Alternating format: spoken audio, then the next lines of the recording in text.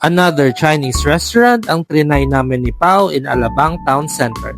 Located sa back part ng mall, tabi ng Makati Supermarket, ang Lu Q Wen.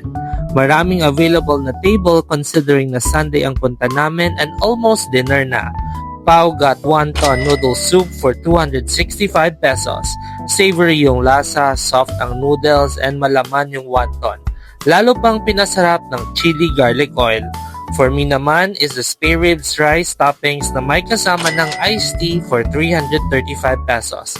Pasok sa panlasa ko ang lechon kawali-like texture ng spare ribs na lalo pa pinasarap ng minced na toppings. Di lang ako sure pero parang combination ng garlic, onion, chili, and cilantro. Overall ay sulit ang nakain namin dito sa Lu Q Wen sa ATC.